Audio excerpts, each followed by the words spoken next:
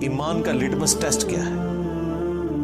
قل ان کان آباؤکم، اے نبی ان سے فرما دو کہ اگر تمہارے آباء و اجداد، و ابناؤکم اور تمہاری اولاد بیٹے، و اخوانکم اور تمہارے بھائی، و ازواجکم اور تمہاری بیویاں، و عشیرتکم اور تمہارا کنبہ، و اموال اقترفتموها اور وہ مال جو تم نے کمائے ہیں، و تجارت تخشون کسادہا اور وہ تجارت جس کے ماند پڑنے کا تمہیں ہر وقت اندیشہ لگا رہتا ہے، ومساکن ترضونہا اور وہ مکانات جو تمہیں بڑے پسند ہیں۔ دنیا کی ہر چیز گنوا دی، چاہے وہ ٹینجیبل ہے چاہے وہ نان ٹینجیبل ہے رشتوں کی فارم میں، اور آپ کی جو پراپرٹی ہر چیز گنوا دی۔ اگر یہ سب چیزوں کی محبت احب الیکم، تمہیں یہ چیزیں محبوب ہیں، من اللہ، اللہ سے بڑھ کر، ورسولہ اور اس کے رسول سے بڑھ کر، وجہاد فی سبیلہ اور اللہ کی راہ میں کوشش کرنے سے بڑھ کر، کوشش فزیکل ایفرٹ بھی ہو سکتی ہے اور قتال بھی، فتربصوا تو انتظار کرو، ڈاکٹر صاحب تو کہتے تھے پھر دفع ہو جاؤ، حتی یأتی اللہ بامرہ، یہاں تک کہ اللہ تعالیٰ کا حکم عذاب آ پہنچے، واللہ لا یہدی القوم الفاسقین، اللہ تعالیٰ ایسے فاسقوں کو، نافرمانوں کو ہدایت نہیں دیتا۔ اب یہ دیکھیں، تین چیزوں کی محبت جب تک ڈومیننٹ نہیں ہو جاتی ان 8 چیزوں کے اوپر، ان کان آباؤکم، تمہارے آباء و اجداد، ماں باپ، دادی دادا، نانی نانا، وہ ابناؤکم، اولادیں، اس میں پوتا پوتی بھی آگے، بیٹے بیٹیاں بھی آگئی، وہ اخوانکم اور تمہارے بھائی، ساری رشتہ داریاں، وہ ازواجکم اور تمہاری بیویاں، وہ عشیرتکم اور تمہاری رشتہ داریاں جتنی بھی ہیں، اور تمہارے مال جو تم نے کمائے ہیں، اور تمہاری تجارت جس کے ماند پڑنے کا تمہیں ڈر لگا رہتا ہے، اور 8ویں چیز تمہارے مکانات، پراپرٹیز، سب کچھ آ گیا۔ یہ 8 چیزیں جب تک اللہ، اس کے رسول اور اللہ کی راہ میں کوشش، جہاد اور قتال کرنے سے بڑھ کر تمہیں محبوب ہے تو سمجھ لو تمہارا ایمان کوئی نہیں ہے، اور اگر اللہ اور اس کے رسول کی محبت اور قتال اور جہاد کی محبت تمہارے دل میں ان سے زیادہ ہے تو سمجھ لو تم ایمان والے ہو۔ تو یہ پتہ کیسے چلے گا؟ پتہ اس وقت چلے گا جب دونوں چیزیں مد مقابل آئیں گی۔ ویسے تو سارے کہتے ہیں جو بھی ہے تیرے محبوب کی امت سے ہیں، داڑھی کی بات کریں، کہتے ہیں جی وہ بیوی نہیں رکھنے دے رہی، کوئی کہتا ہے جی ماں کہہ رہی ہے میں دودھ نہیں بخشوں گی، تو پتہ چل گیا کہ کون آگے نکل گیا۔ النبی اولیٰ بالمؤمنین من انفسہم وازواجہ امہاتہم، نبی مومنین کی جانوں پر ان سے بڑھ کر حق رکھتے ہیں، نبی کی بیویاں امت کی مائیں ہیں، تو جانوں پہ اگر بڑھ کے حق ہے، جان سے بھی بڑا حق ہے، تو بات تو اسی کی ماننی ہے۔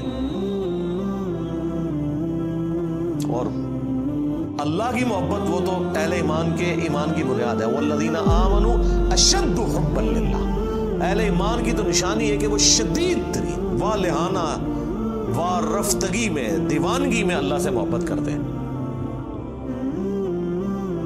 پھر محبت کا لیٹمس ٹیسٹ بھی بتا دیا گیا، قل ان کنتم تحبون اللہ فاتبعونی یحببکم اللہ، اے نبی تم فرما دو اگر تم اللہ سے محبت کرتے ہو نا اور اس کا دعویٰ رکھتے ہو، پھر میری پیروی کرنی ہے، پھر اللہ بھی تم سے محبت کرے گا اور تمہارے گناہوں کو بھی معاف فرما دے گا۔ یعنی رسول اللہ کی پیروی اللہ کی محبت کا لٹمس ٹیسٹ ہے۔ تو اگر اللہ کی محبت کا لٹمس ٹیسٹ یہ ہے کہ آپ نے نبی علیہ السلام کی پیروی کرنی ہے، تو نبی کی محبت کا لٹمس ٹیسٹ کیا ہے؟ میلاد کے اوپر جھنڈا چڑھانا، وہ بھی یہی ہے نا۔ اس سے بڑی محبت کا لٹمس ٹیسٹ ہے رسول اللہ کی پیروی کرنا، اور پیروی ہے اطاعت نہیں، پیروی اور اتباع اس سے اگلا ورژن ہے۔ اطاعت محبت کے ساتھ، جو سورۃ النساء میں آیا ہے کہ تم مومن ہی نہیں ہو سکتے جب تک کہ اپنے ہر معاملے میں رسول اللہ کو اپنا حاکم نہ مان لو اور دل میں بھی کوئی حرج محسوس نہ کرو اس کے خلاف۔ تو رسول اللہ کی اتباع محبت کے ساتھ کرنا، اطاعت محبت کے ساتھ کرنا، یہ ٹرو پیروی ہے، یہ اللہ تعالیٰ کا تقاضا ہے۔ تو اللہ کی محبت کا تقاضا اگر نبی علیہ السلام کی پیروی ہے اور اتباع ہے اور محبت ہے تو ظاہر ہے نبی الاسلام کی محبت کا تقاضا بھی تو رسول اللہ کی پیروی ہے صلی اللہ علیہ وآلہ وسلم. بخاری مسلم میں حدیث ہے کہ 3 لوگ ہیں جنہوں نے ایمان کی حلاوت چکھ لی. نمبر 1 جو اللہ اور اس کے رسول کو سب سے بڑھ کر محبوب رکھتے ہیں. نمبر 2 جن کی دوستی اور دشمنی کا معیار اللہ کی ذات. اور نمبر 3 وہ جس کے لیے اسلام چھوڑ کر کفر اختیار کرنا اتنا ہی مشکل ہو جائے جتنا زندہ آگ میں جلایا جانا. یعنی وہ آگ میں جلنے کے لیے تیار ہو جائے, دین نہ چھوڑے. پھر بخاری مسلم میں حدیث ہے تم میں سے کوئی شخص اس وقت تک مؤمن ہی نہیں ہو سکتا جب تک کہ میں اسے اس کے ماں باپ اولاد سب لوگوں سے بڑھ کر عزیز نہ ہو جاؤں. اس میں سے کچھ نکالنا بھی تو ہے نا, کیسے پتہ چلے گا؟ حضرت عمر کے بارے میں نہیں آتا بخاری میں, نبی الاسلام کے ساتھ چہل قدمی کر رہے ہیں, ہاتھ پکڑا ہوا ہے اور کہا یا رسول اللہ آپ پوری دنیا میں سب سے بڑھ کر مجھے محبوب ہے سوائے اپنی جان کے. سچ بولا, اپنی جان پہلے ہوتی ہے انسان کو. لیکن نبی علیہ السلام نے کیا فرمایا؟ نہیں بلکہ تیری جان سے بھی بڑھ کر. تو ان کا یا رسول اللہ آپ مجھے میری جان سے بھی بڑھ کر محبوب ہیں.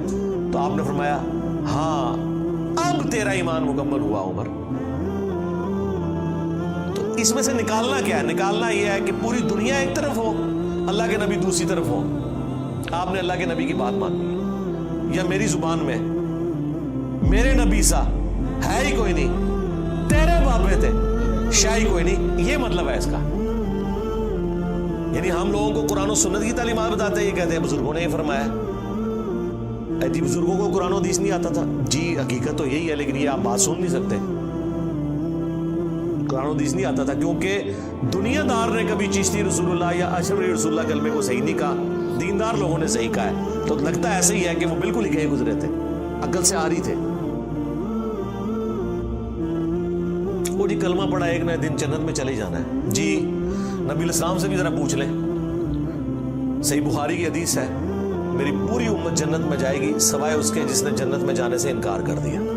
صحابہ نے کہا کہ یا رسول اللہ کس نے انکار کر دیا؟ آپ نے فرمایا جس نے میری اطاعت کی وہ جنت میں جائے گا, جس نے میری نافرمانی کی اس نے جنت میں جانے سے انکار کر دیا. اچھا یہ حدیث کیوں نہیں لوگوں کو بتاتے؟ یہ بھی تو بخاری میں ہے. بخاری سے آپ کو آدھی حدیث بتاتے ہیں کہ نبی علیہ السلام اینڈ پہ نکال لیں گے جس کے دل میں رائی کے دانے کے برابر بھی ایمان ہوا. کوئی جنم سے نکال رہے ہوں گے نا. ہاں پتہ نہیں کتنے 100 سال تک وہ جہنم میں رہے گا, یہ پتہ ہے کسی کو؟ یہاں تو ہم 1 منٹ کے لیے موم بتی کے فلیم پہ ہاتھ نہیں رکھ سکتے. گلا سنو انہاں دیا.